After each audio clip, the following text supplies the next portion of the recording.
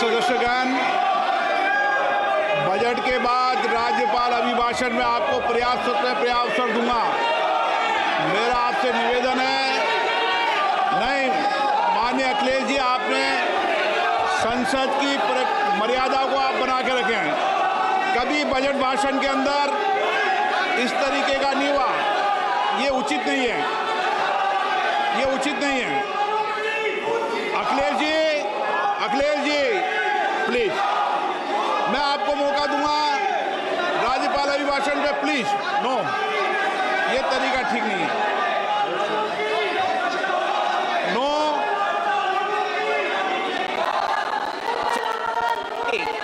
राज्यपाल अभिभाषण पर चर्चा होगी। नो तरीका। Honorable Speaker, I present the budget for 25-26. This budget continues our government's efforts to A. Accelerate growth, B.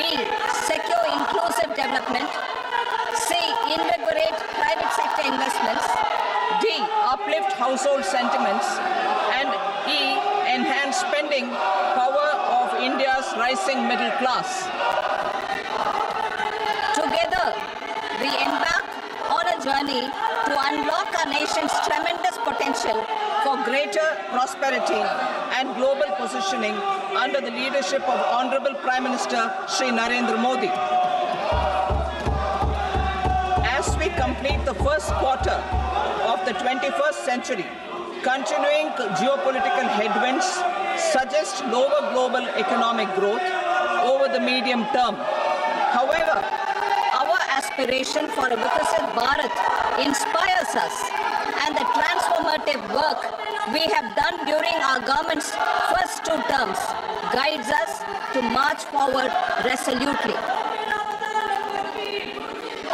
Our economy is the fastest growing among all major economies.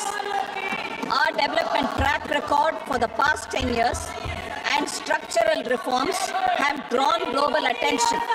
Confidence in India's capability and potential has only grown in this period. We see the next 5 years as a unique opportunity to realize Sabka Vikas, stimulating balanced growth of all regions.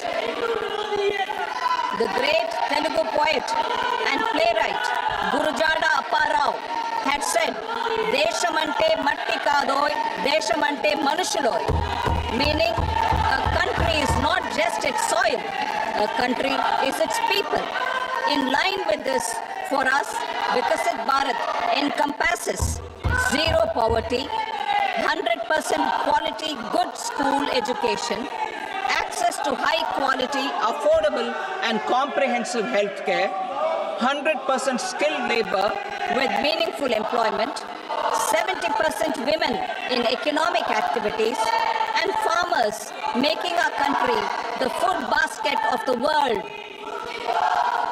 In this budget, the proposed development measures span 10 broad areas, focusing on Garib, youth, Annadata, and Nari, spurring agricultural growth and productivity, building rural prosperity and resilience, taking everyone together on an inclusive growth path, boosting manufacturing and furthering Make in India, supporting MSMEs, enabling employment-led development, investing in people, economy, and innovation, securing energy supplies, promoting exports, and nurturing innovation.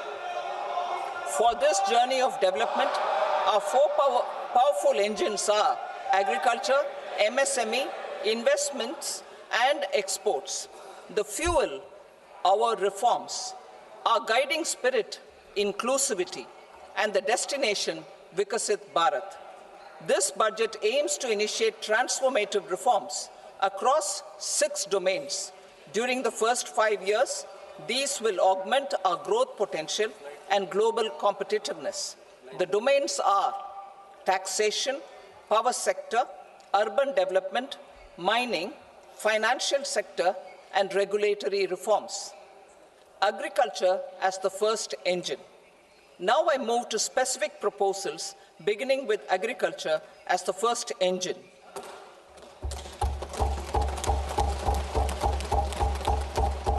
Prime Minister Dhan Dhanya Krishi Yojana, developing agri-districts program.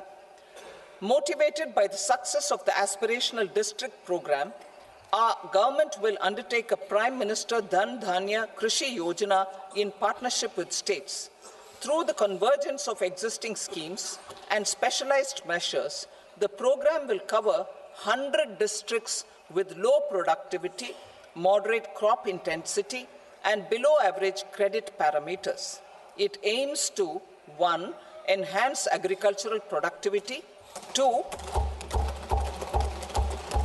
Adopt crop diversification and sustainable agricultural practices, 3. Augment post-harvest storage at the panchayat and block level, 4. Improve irrigation facilities, and 5. Facilitate availability of long-term and short-term credit. This program is likely to help 1.7 crore farmers. Building rural prosperity and resilience. A comprehensive multi-sectoral rural prosperity and resilience program will be launched in partnership with the states. This will address underemployment in agriculture through skilling, investment, technology, and invigorating the rural economy. The goal is to generate ample opportunities in rural areas so that migration is an option but not a necessity. The program will focus on rural women, young farmers, rural youth, marginal and small farmers, and landless families. The details are in Annexure A. Domestic best practices will be incorporated, and appropriate technical and financial assistance will be sought from multilateral development banks. In Phase 1, 100 developing agri-districts will be covered. Atmanirbharta in pulses. Our government is implementing the National Mission for Edible Oilseed for achieving Atmanirbharta in edible oils. Our farmers have the capability to grow enough for our needs and more.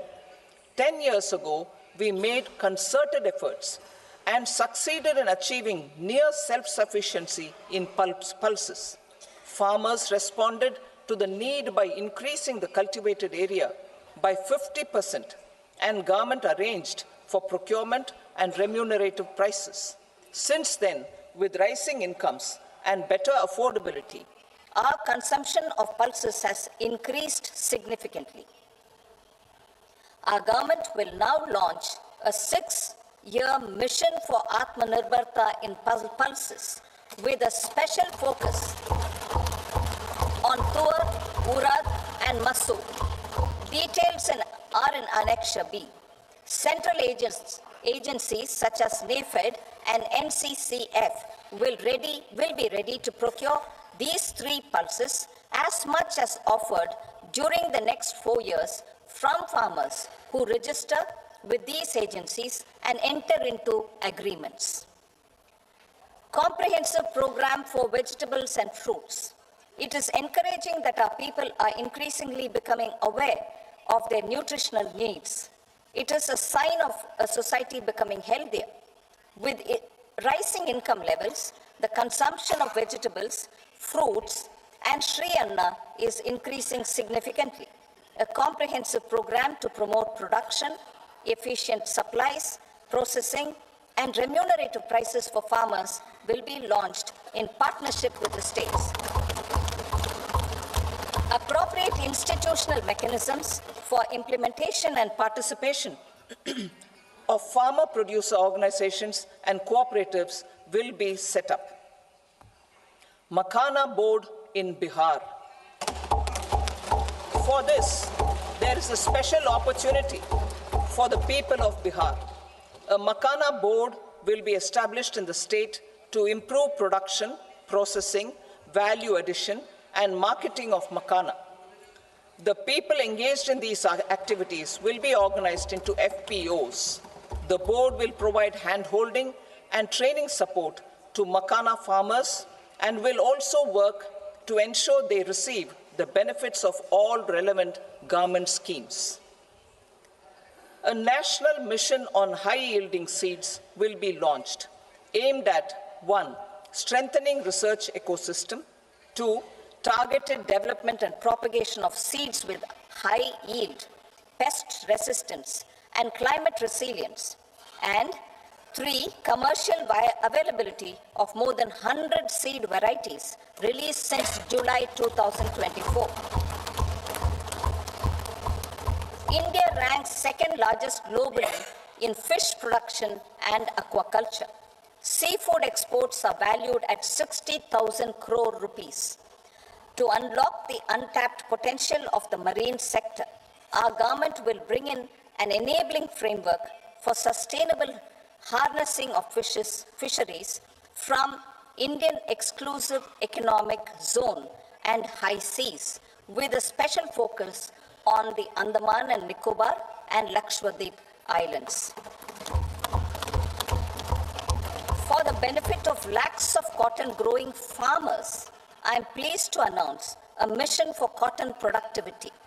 This 5-year mission will facilitate significant improvements in productivity and sustainability of cotton farming and promote extra long staple cotton varieties.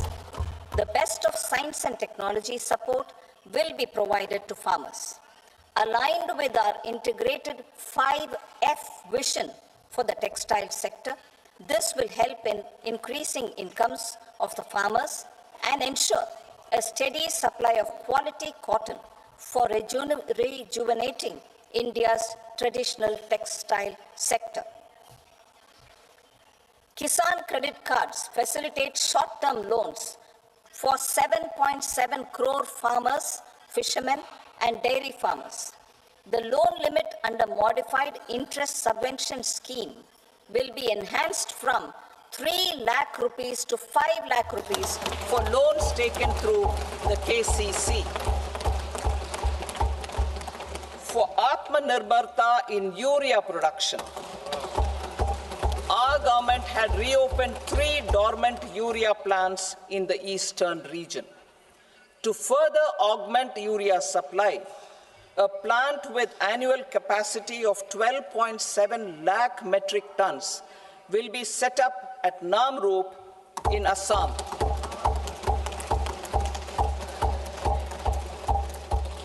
India Post, with 1.5 lakh rural post offices, complemented by the India Post Payment Bank and a vast network of 2.4 lakh Dak Sevaks, will be repositioned to act as a catalyst for the rural economy.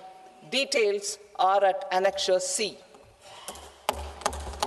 India Post will also be transformed as a large public logistics organization. This will meet the rising needs of Vishwakarmas, new entrepreneurs, women, self-help groups, MSMEs, and the large business organizations. Our government will provide support to NCDC for its lending operations for the cooperative sector. MSMEs as the second engine. Now I move to MSMEs as the second engine, which encompasses manufacturing and services with a focus on MSMEs numbering 5.7 crores.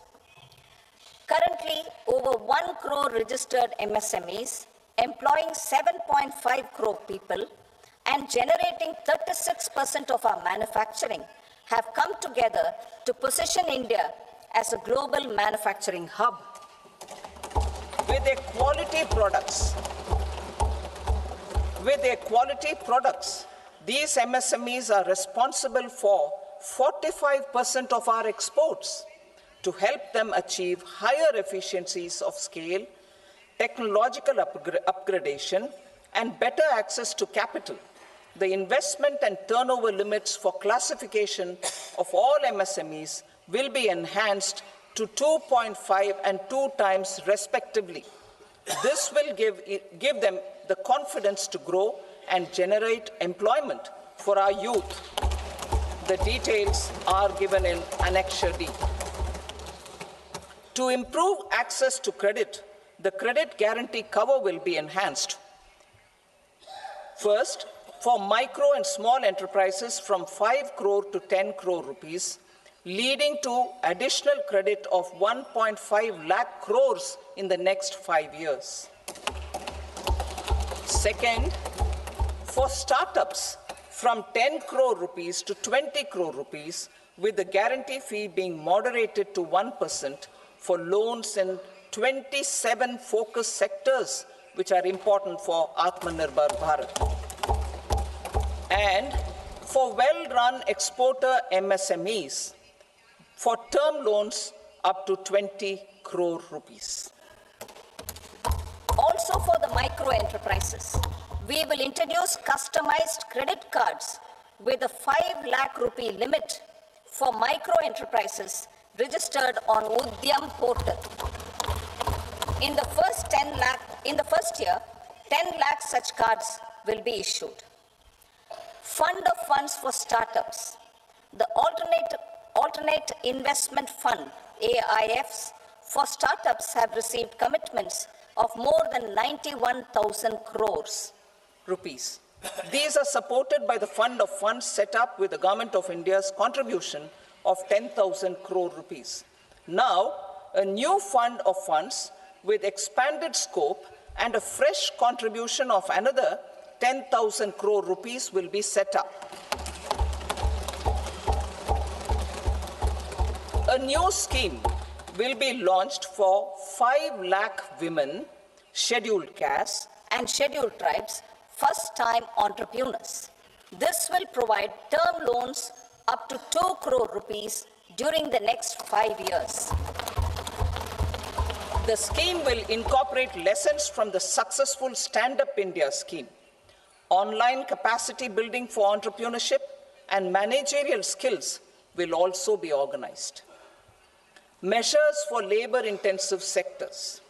To promote employment and entrepreneurship opportunities in labor-intensive sectors, our government will undertake specific policy and facilitation measures.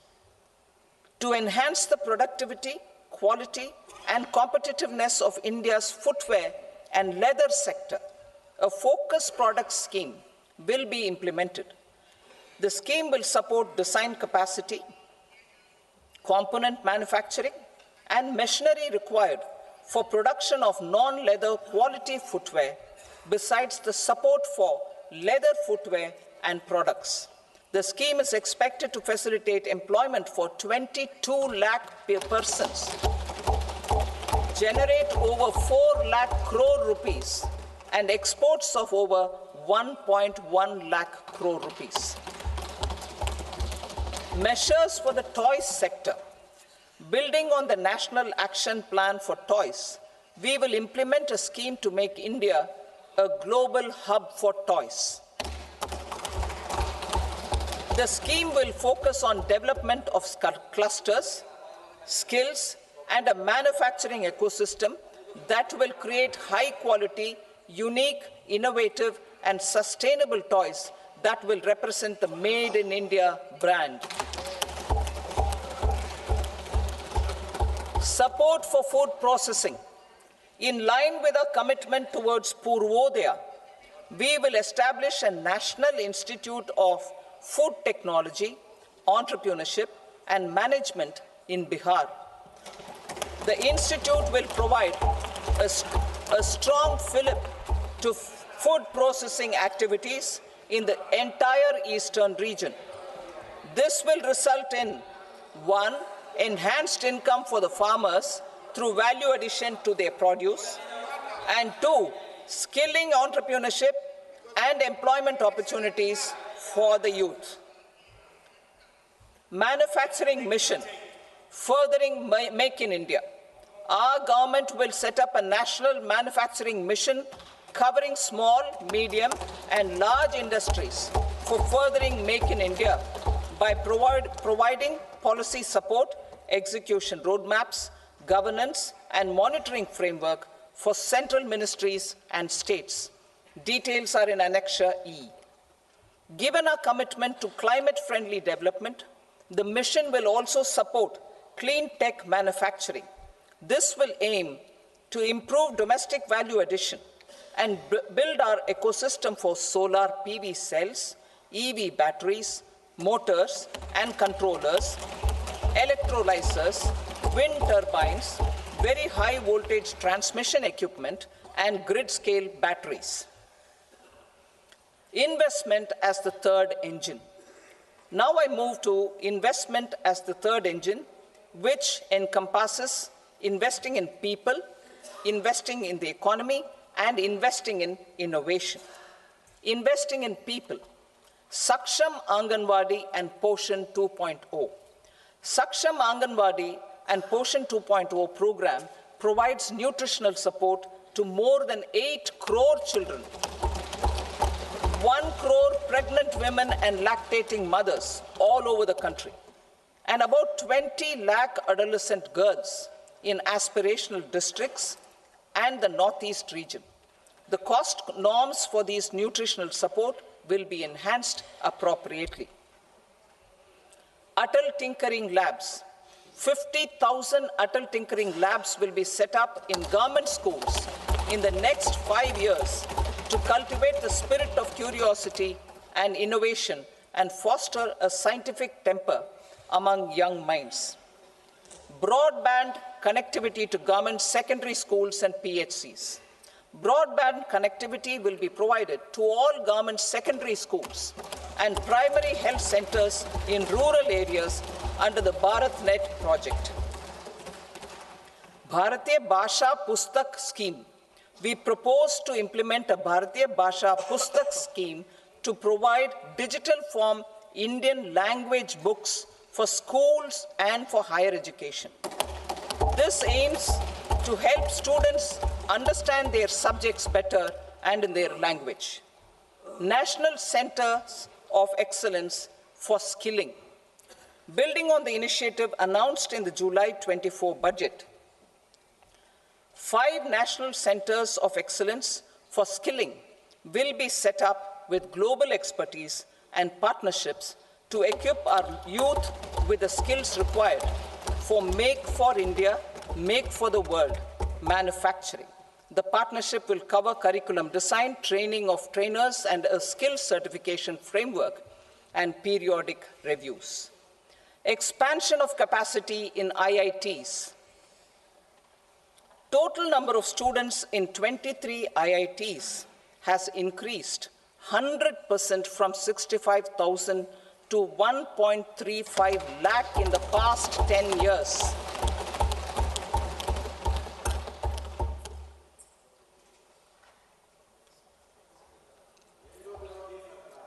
Additional infrastructure will be created in the 5 IITs started after 2014 to facilitate education for 6,500 more students. Hostel and other infrastructure capacity at IIT Patna will also be expanded.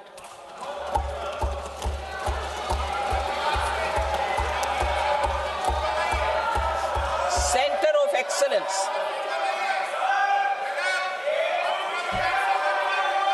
Center of Excellence in AI for Education. I had announced 3 centers of excellence in artificial intelligence for agriculture, health, and sustainable cities in 2023. Now a center of excellence in artificial intelligence for education will be set up with a total outlay of 500 crores. Expansion of medical education. Our government has added almost 1.1 lakh undergraduate and postgraduate medical education seats in 10 years, an increase of 130%. In the next year, 10,000 additional seats will be added in medical colleges and hospitals towards the goal of adding 75,000 seats in the next 5 years. Daycare cancer centers in all district hospitals. Our government will facilitate setting up of daycare cancer centers in all district hospitals in the next 3 years. 200 centers will be established in 25-26 itself. Strengthening urban livelihoods. Our government has been giving priority to assisting urban poor and vulnerable groups. A scheme for socio-economic upliftment of urban workers will be implemented to help them improve their incomes, have sustainable livelihoods, and a better quality of life. PM Swanidhi scheme has benefited more than 68 lakh street vendors, giving them respite from high-interest informal sector loans. Building on this success, the scheme will be revamped with enhanced loans from banks, UPI-linked credit cards with 30,000 rupees limit, and capacity building support. Social Security Scheme for welfare of online platform workers. Gig workers of online platforms provide great dynamism to the new age services economy. Recognizing their contribution, our government will arrange for their identity cards and registration on the e-Shram portal. They will be provided health care under PM Jan Arogya Yojana. This measure is likely to assist nearly 1 crore gig workers.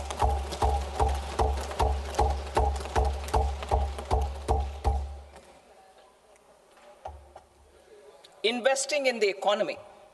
Public-private partnership in infrastructure. Each infrastructure-related ministry will come up with a 3-year pipeline of projects that can be implemented in PPP mode.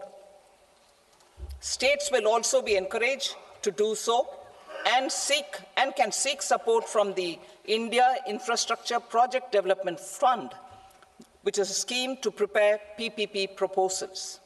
Support to states for infrastructure. An outlay of 1.5 lakh crore is proposed for the 50-year interest-free loans to states for capital expenditure and incentives for reforms. Building on the success of the first asset monetization plan announced in 2021, the second plan for 2025 to 30 will be launched to plow back capital of 10 lakh crore in new projects. Regulatory and fiscal measures will be fine-tuned to support the plan. Jal Jeevan Mission. Since 2019, 15 crore households representing 80% of India's rural population have been provided access to portable tap water connections. To achieve 100% coverage, I am pleased to announce the extension of this mission until 2028 with an enhanced total outlay. The mission's focus will be on the quality of infrastructure and O&M of rural piped water supply schemes through Jan Bhagidari. A separate MOU or separate MOUs will be signed with the states and union territories to ensure sustainability and citizen-centric water services delivery. Urban sector reforms. Building on the July budget proposals, urban sector reforms related to governance, municipal services, urban land, and planning will be incentivized. Urban Challenge Fund. The government will set up an Urban Challenge Fund of 1 lakh crore rupees to implement the proposals for cities as growth hubs, creative redevelopment of cities, and for water and sanitation purposes announced in the July budget. This fund will finance up to 25% of the cost of bankable projects, with a stipulation that at least 50% of the cost is funded from bonds, bank loans, and PPPs.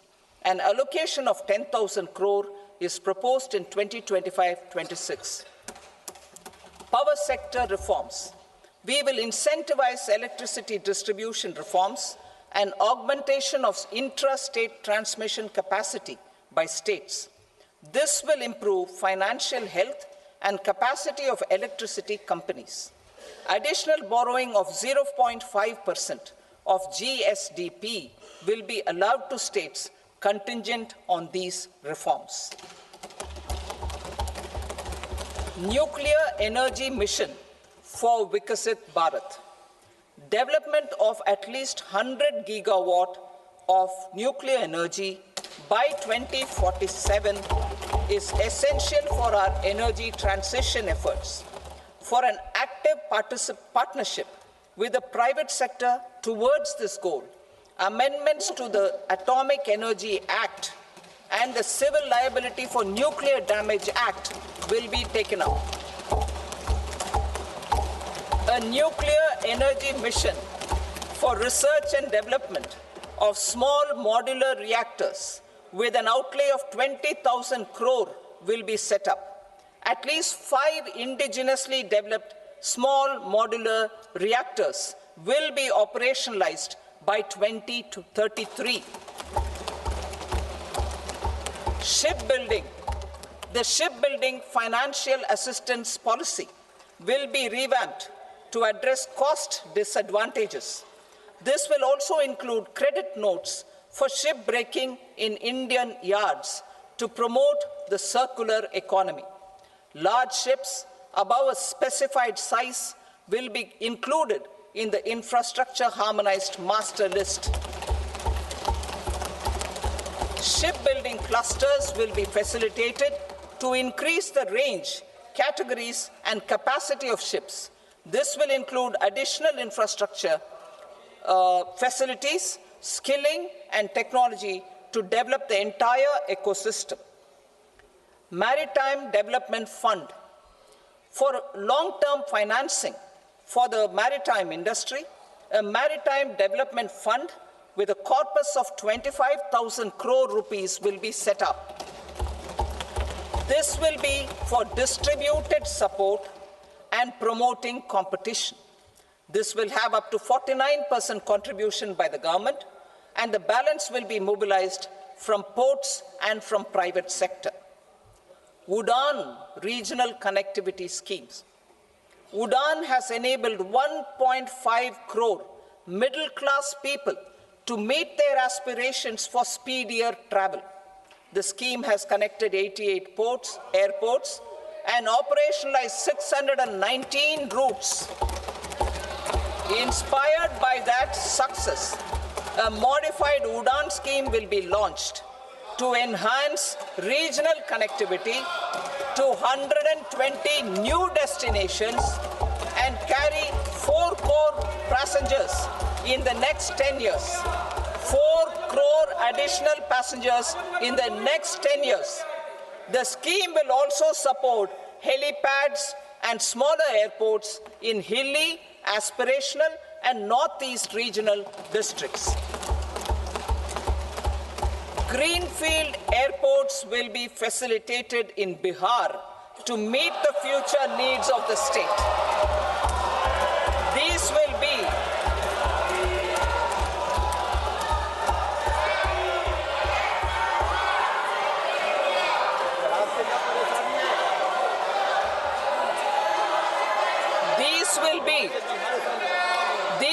be in addition to the expansion of the capacity of Patna Airport and a brownfield airport in Beta.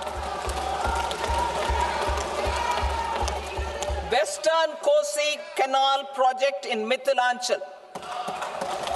Financial support will be provided for the Western Kosi Canal ERM project, benefiting a large number of farmers, cultivating over 50,000 hectares of land in the Mithilanchal region of Bihar.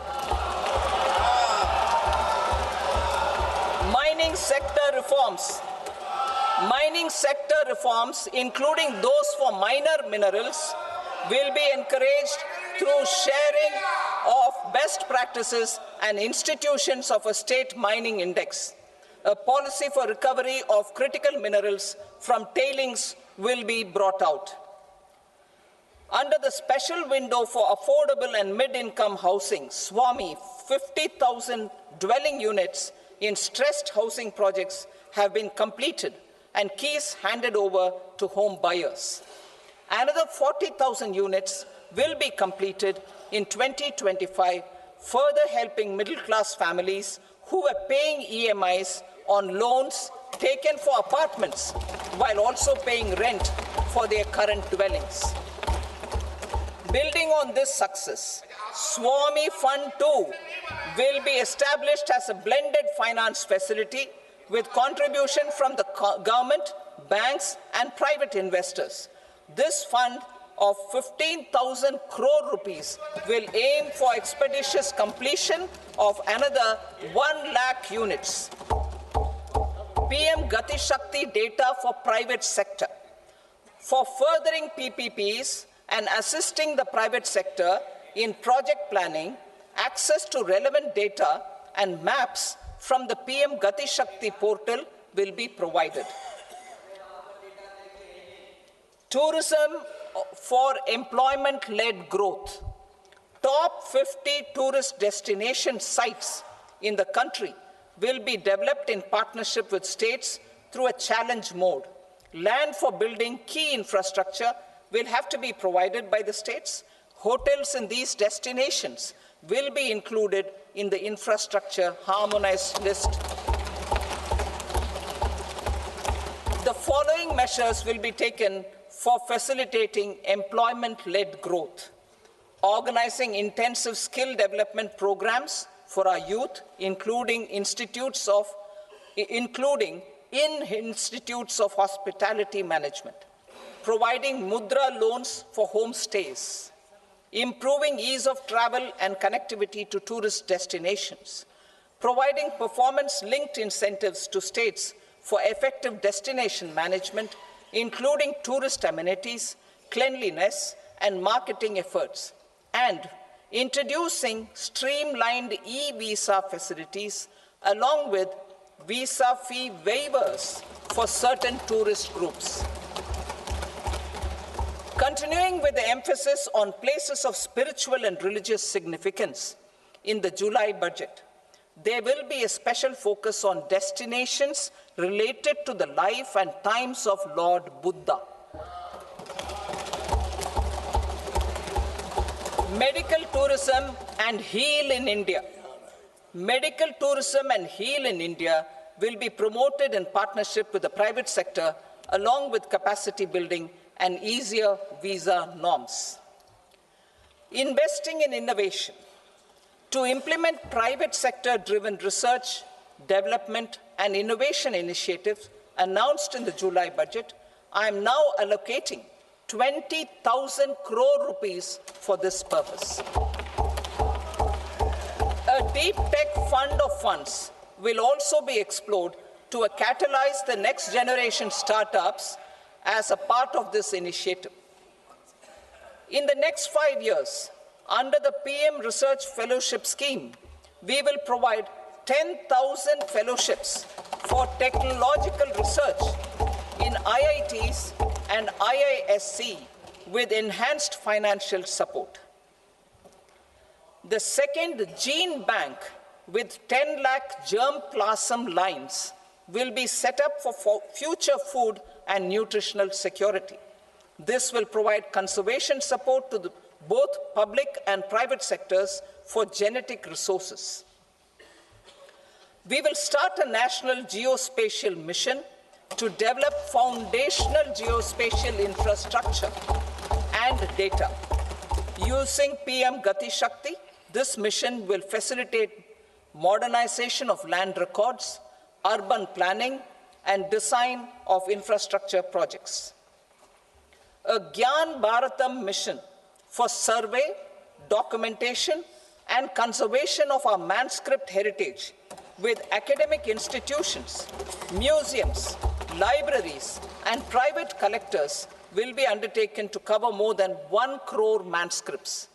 We will set up a national digital repository of Indian knowledge systems for knowledge sharing. Now I move to exports as the fourth engine. We will set up an export promotion mission with sectoral and ministerial targets driven jointly by the Ministries of Commerce, MSME, and Finance.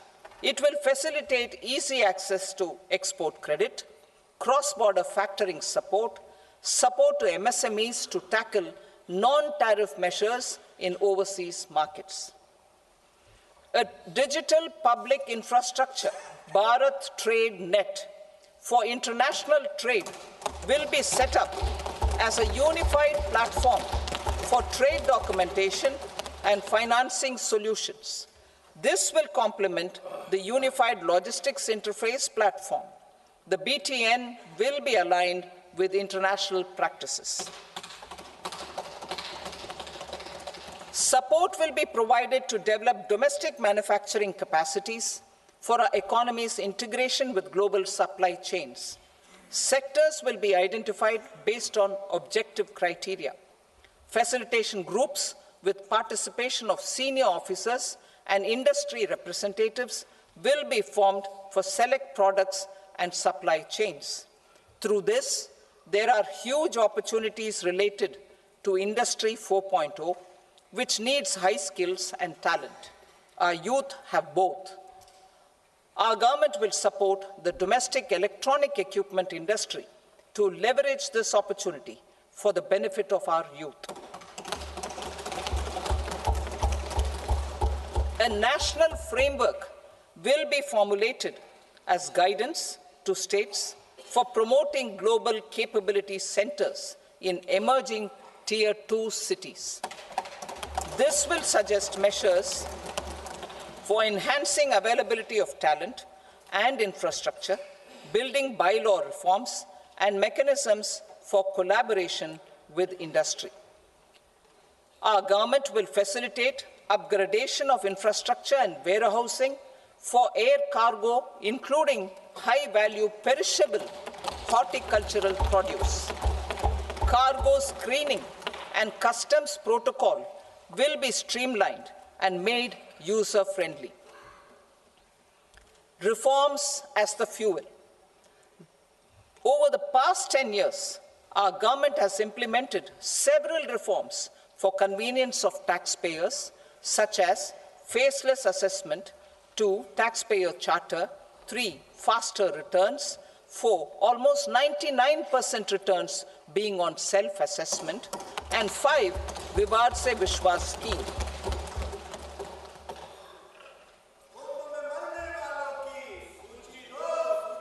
Continuing these efforts, I reaffirm the commitment of the Tax Department to trust first, scrutinize later. I also propose to introduce the new income tax bill next week. I will detail the indirect tax reforms and changes in direct taxes in Part B. Financial sector reforms. The FDI limit for the insurance sector will be raised from 74 to 100%. This enhanced limit will be available for those companies which invest the entire premium in India. The current guardrails and conditionalities associated with foreign investment will be reviewed and simplified. The services of India Post Payment Bank will be deepened and expanded in rural areas. NABFID will set up a partial credit enhancement facility for corporate bonds for infrastructure. Public sector banks will develop Grameen Credit Score framework to serve the credit needs of SHG members and people in rural areas. A forum for regulatory coordination and development of pension products will be set up. To implement the earlier announcement on simplifying the KYC processes, the revamped Central KYC Registry will be rolled out in 2025. We will also implement a streamlined system for periodic updating. Requirements and procedures for speedy approval of company mergers will be rationalized. The scope for fast-track mergers will also be widened and the process made simpler. As proposed in the interim budget, we signed bilateral investment treaties with 2 countries in 2024. To encourage sustained foreign investment and in the spirit of First Develop India, the current model BIT will be revamped and made more investor-friendly. In the last 10 years, in several aspects, including financial and non-financial, our government has demonstrated a steadfast commitment to ease of doing business. We are determined to ensure that our regulations must keep up with technological innovations and global policy developments. A light-touch regulatory framework based on principles and trust will unleash productivity and employment. Through this framework, we will update regulations that were made under old laws.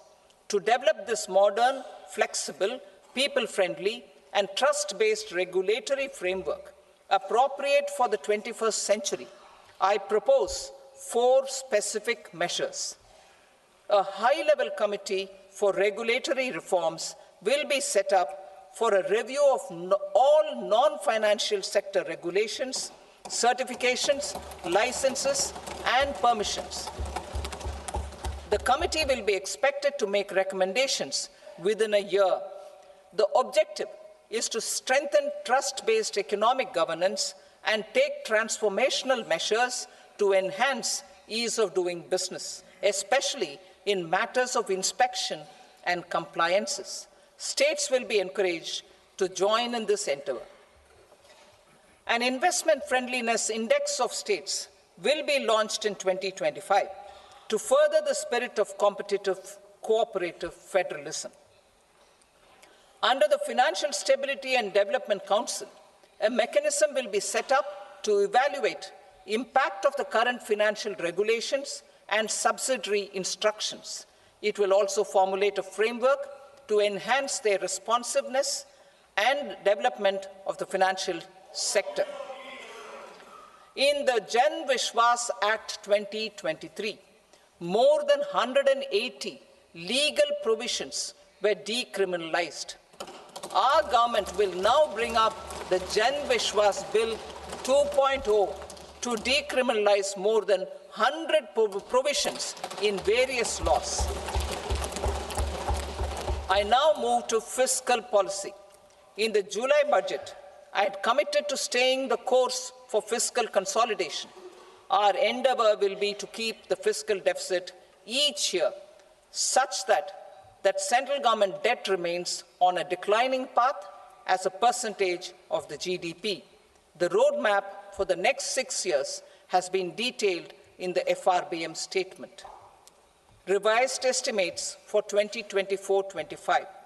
The revised estimate of the total receipts other than borrowings is 31.47 lakh crore rupees, of which the net tax receipts are 25.57 lakh crore rupees.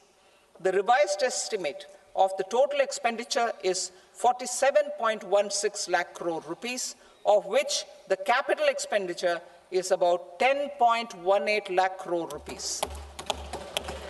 The revised estimate of the fiscal deficit is 4.8% of the GDP. Budget estimates for 25-26. Coming to 25-26, the total receipts other than borrowings and total expenditure are estimated at 34.96 lakh crore rupees and 50.65 lakh crore rupees respectively. The net tax receipts are estimated at 28.37 lakh crore rupees. The fiscal deficit is estimated to be 4.4% of GDP. To finance the fiscal deficit, the net market borrowings from dated securities are estimated at 11.54 lakh crore. The balance financing is expected to come from small savings and other sources. The gross market borrowings are estimated at 14.82 lakh crore rupees. I will now move to Part B. Indirect taxes. My proposals relating to customs aim to rationalize tariff structure and address duty inversion. These will also support domestic manufacturing and value addition, promote exports, facilitate trade, and provide relief to common people. Rationalization of customs tariff structure for industrial goods. As a part of comprehensive review of customs rate structure announced in July 2024 budget, I propose to 1. Remove 7 tariff rates.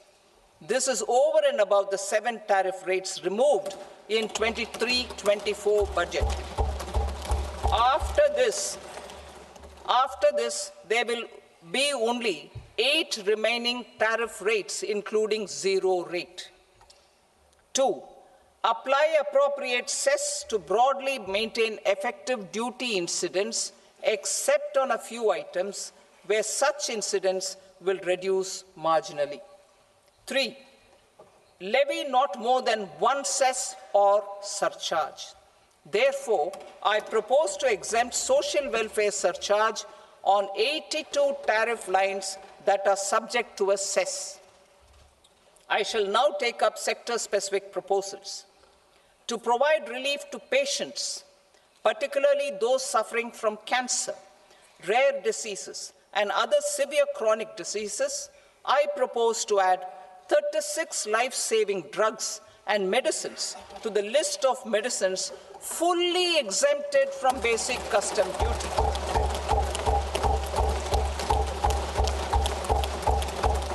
I also propose to add 6 life-saving medicines to the list attracting concessional custom duty of 5%.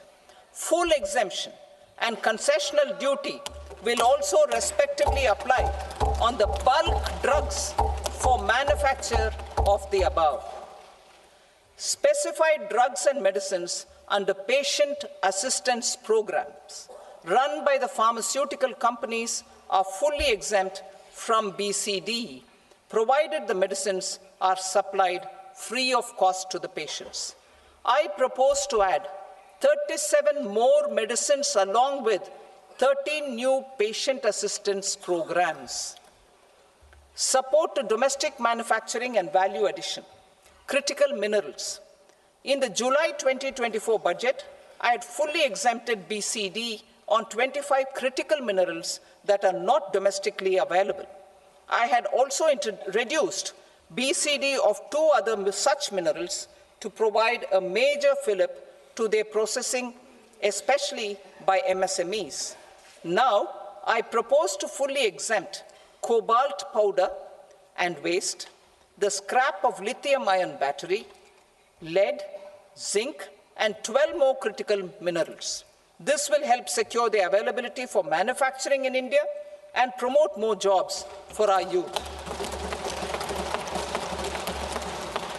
To promote domestic production of technical textile products such as agro-textiles, medical textiles, and geotextiles at competitive prices, I propose to add 2 more types of shuttle-less looms to the list of fully exempted textile machinery. I also propose to revise the BCD rate on knitted fabrics covered by 9 tariff lines from 10 or 20 to 20% or 115 rupees per kg, whichever is higher. Electronic goods. In line with our Make in India policy and to rectify inverted duty structure, I propose to increase the BCD on interactive flat panel display from 10% to 20% and reduce the BCD to 5% on open cell and other components. In 23-24 budget, for the manufacture of open cells of LCD, LED TVs, I had reduced the BCD on parts of open cells from 5% to 2.5%. To further boost the manufacture of such open cells, the BCD on these parts will now stand exempted. Lithium-ion battery.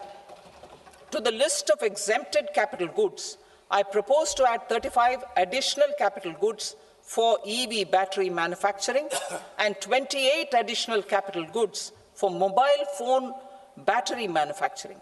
This will boost domestic manufacture of lithium-ion batteries both for mobile phones and for electric vehicles. Shipping sector.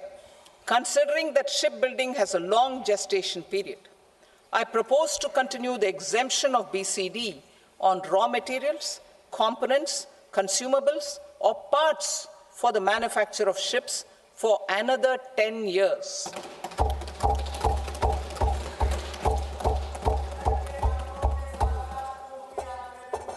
I also propose the same dispensation for shipbreaking to make it more competitive. Telecommunication. To prevent classification disputes, I propose to reduce the BCD from 20% to 10% on carrier-grade Ethernet switches to make it at par with non-carrier-grade Ethernet switches. Export promotion. To facilitate exports of handicrafts, I propose to extend the time period for export from 6 months to 1 year, further extendable by another 3 months if required. I also propose to add 9 items to the list of duty-free inputs. Leather sector. I propose to fully exempt BCD on wet blue leather to facilitate imports for domestic value addition and employment. I also propose to exempt crust leather from 20% export duty to facilitate exports by small tanners. Marine products. To enhance India's competitiveness in the global seafood market, I propose to reduce BCD from 30% to 5% on frozen fish paste, surimi, for manufacture and export of its analog products.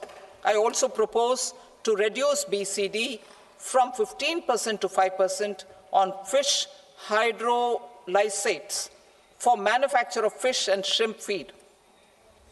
In July 2024 budget, to promote development of domestic MROs for aircraft and ships, I had extended the time limit for export of foreign origin goods that were imported for repairs from 6 months to 1 year and further extendable by 1 year. I now propose to extend the same dispensation for railway goods.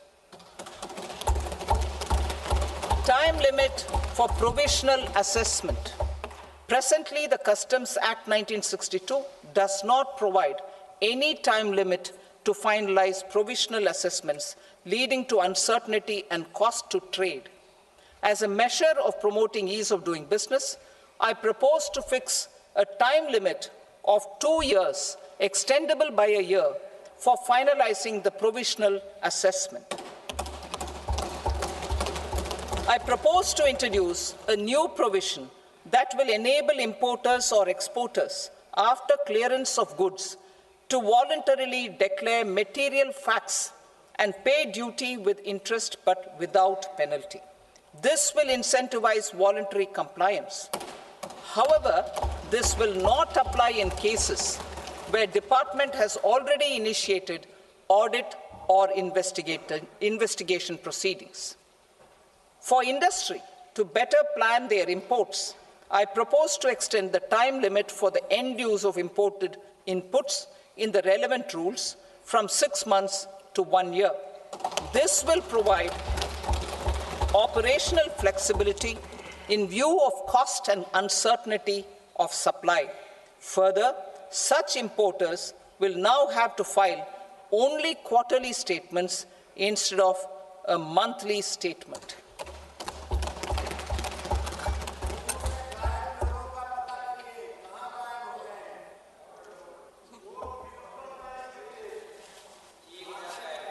I now come to my direct tax proposals. In Part A, I have briefly underlined taxation reforms as one of key reforms to realize our vision of Vikasit Bharat. In respect of criminal law, our government had earlier ushered in Bharatiya Nyaya Sanhita, replacing Bharatiya Danda Sanhita.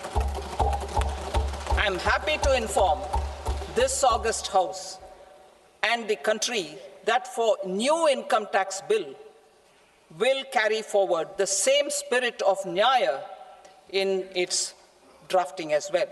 The new bill will be clear and direct in text, with close to half of the present law in terms of both chapters and words.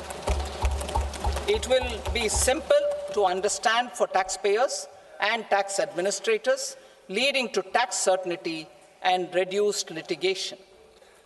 Reforms, however, are not a destination. They are means to achieve good governance for our people and economy. Providing good governance primarily involves being responsive. The Tirukural captures this in verse 542, which reads, "Vaanokki vaazhum ulagallam, mannavan kol nokki vaazhum kudi," meaning, just as the living beings live expecting rains, citizens live expecting good governance. Our government is committed to keeping an ear to the ground and a finger on the pulse and responding while balancing our national building efforts.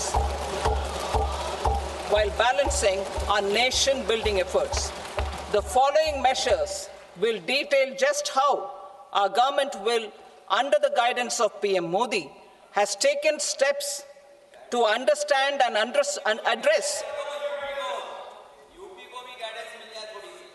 I repeat that sentence, sir. The following measures will detail just how our government, under the guidance of PM Modi, has taken steps to understand and address the needs voiced by our citizens. My tax proposals are guided by this spirit. The objectives of my proposals are as follows: personal income tax reforms with special focus on middle class, rationalization of TDS and TCS for easing difficulties, encouraging voluntary compliance, reducing compliance burden, ease of doing business, employment and investment. I will come to my proposal on personal income tax towards the end. TDS and TCS, rationalization for easing difficulties. I propose to rationalize tax deduction at source, TDS, by reducing the number of rates and thresholds above which TDS is deducted. Further, threshold amounts for tax deduction will be increased for better clarity and uniformity. The limit for tax deduction on interest for senior citizens is being doubled from the present 50,000 rupees to 1 lakh rupees. Similarly, the annual limit of 2.40 lakh rupees for TDS on rent is being increased to 6 lakh rupees. This will reduce the number of transactions liable to TDS, thus benefiting small taxpayers receiving small payments.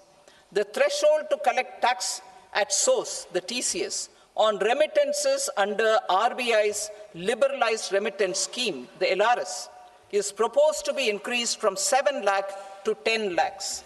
I also propose to remove TCS on remittances for education purposes, where such remittances is out of a loan taken from a specified financial institution. Both TDS and TCS are being applied on any transaction related to sale of goods. To prevent such compliance difficulties, I propose to omit the TCS. I also propose that the provisions of the higher TDS deduction will now apply only in non-PAN cases. In July 2024, the delay for payment of TDS up to the due date of filing statement was decriminalized. I propose to provide the same relaxation to TCS provisions as well. The government under the leadership of Prime Minister Modi believes in Sabka Saath, Sabka Vikas, Sabka Vishwas, and Sabka Prayas. In line with this, we brought in updated return facility in 2022 for voluntary compliance by taxpayers who had omitted to report their correct income. Our trust in taxpayers was proved right. Nearly 90 lakh taxpayers voluntarily updated their incomes by paying additional tax. Taking this trust further, I now propose to extend the time limit to file updated returns for any assessment year from the current limit of 2 years to 4 years. I propose to reduce the compliance burden for small charitable trusts and institutions by increasing their period of registration from 5 years to 10 years.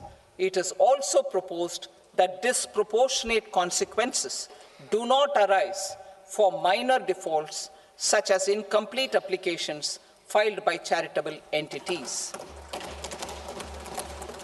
Presently, taxpayers can claim the annual value of self-occupied properties as nil only on the fulfillment of certain conditions. Considering the difficulties faced by taxpayers, it is proposed to allow the benefit of 2 such self-occupied properties without any condition. To streamline the process of transfer pricing and to provide an alternative to yearly examination, I propose to introduce a scheme for determining arm's length price of international transaction for a block period of 3 years. This will be in line with global best practices. With a view to reduce litigation and provide certainty in international taxation, the scope of safe harbor rules is being expanded. A number of senior and very senior citizens have very old national savings scheme accounts. As interest is no longer payable on such accounts, I propose to exempt withdrawals made from NSS by individuals on or after 29th August 2024. I am also proposing to allow similar treatment to NPS Vatsalya accounts as is available to normal NPS accounts subject to overall limits. In my speech in July 2024, I had promised that all processes, including giving effect to appellate orders, shall be digitalized and made paperless over the next 2 years. So I'm happy to announce that digitalization is being made operational now. In July 2024, we brought in the Vivad Se Vishwas scheme to resolve income tax disputes pending in appeal. The scheme has received a great response, with nearly 33,000 taxpayers having availed of the scheme to settle their disputes. I have a few proposals to promote investment and employment. It is proposed to provide a presumptive taxation regime for non-residents who provide services to a resident company that is establishing or operating an electronics manufacturing facility. I further propose to introduce a safe harbor for tax certainty for non-residents who store components for supply to specified electronics manufacturing units. Presently, the tonnage tax scheme is available only to sea-going ships. The benefits of existing tonnage tax scheme are proposed to be extended to inland vessels registered under the Indian Vessels Act 2021 to promote inland water transport in the country. Extension for incorporation of startups. We continue to support the Indian startup ecosystem. I propose to extend the period of incorporation by 5 years to allow the benefit available to startups which are incorporated before 1/4/2030.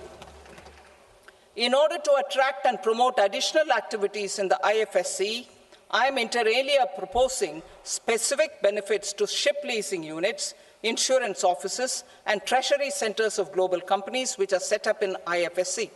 Further, to claim benefits, the cutoff date for commencement in IFSC has also been extended by 5 years to 31/3/2030. Category 1 and Category 2 AIFs are undertaking investments in infrastructure and other such sectors. I propose to provide certainty of taxation to these entities on the gains from securities. to promote funding from sovereign wealth funds and pension funds to the infrastructure sector, I propose to extend the date of making an investment by 5 more years up to 31st March 2030.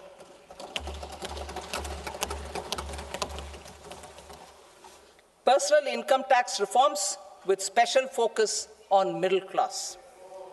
Democracy, demography, and demand are the key support pillars in our journey towards Vikasit Bharat. The middle class provides strength for India's growth.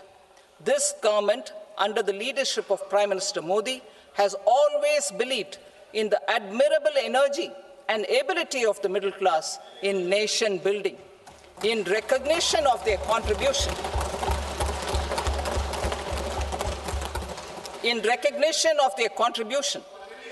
we have periodically reduced their tax burden. Right after 2014, the nil tax slab was raised to 2.5 lakhs of rupees, which was further raised to 5 lakh rupees in 2019 and to 7 lakh rupees in 2023. This is reflective of our government's trust on the middle class taxpayers. I am now happy to announce that there will be no income tax payable up to income of 12 lakh rupees.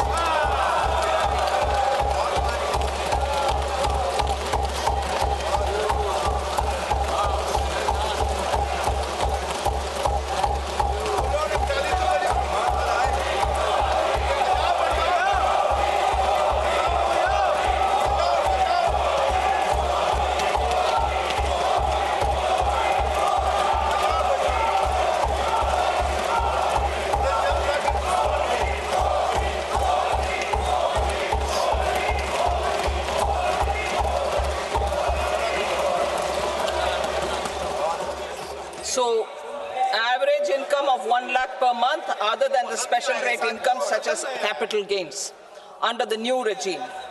This limit will be 12.75 lakh for salaried taxpayers due to the standard deduction of 75,000. Slabs and rates are being changed across the board to benefit all taxpayers. The new structure will substantially reduce the taxes of the middle class and leave more money in their hands, boosting household consumption, savings, and investment. In the new tax regime, I propose to revise tax rate structures as follows: 0 to 4 lakh rupees nil, 4.8 lakh rupees to 4 to 8 lakh rupees 5%, 8 to 12 lakh rupees 10%, 12 to 16 lakh rupees 15%, 16 to 20 lakh rupees 20%, 20 to 24 lakh rupees 25%, and above 24 lakh rupees 30%. To taxpayers up to 12 lakh of normal income other than special rate income such as capital gains. I read that again. To taxpayers up to 12 lakh of income other than special rate income such as capital gains, tax rebate is being provided in addition to the benefit due to slab rate reduction in such a manner that there is no tax payable by them. The total tax benefit of slab rate changes and rebate at different income levels can be illustrated with a few examples. A taxpayer in the new regime with an income of 12 lakh rupees will get a benefit of 80,000 rupees in tax, which is 100% of tax payable as per the existing rates. A person having income of 18 lakh rupees will get a benefit of 70,000 rupees in tax, that is 30% of tax payable as per existing rates. A person with an income of 25 lakh gets a benefit of 1,10,000 rupees, that is 25% of his tax payable as per existing rates. Details of my tax proposals are given in the annexure. As a result of these proposals, Honorable Speaker, sir, revenue of about 1 lakh crore in direct taxes, and 2,600 crores in indirect taxes will be foregone. Mr. Speaker, sir, with this, I commend the budget to this august House.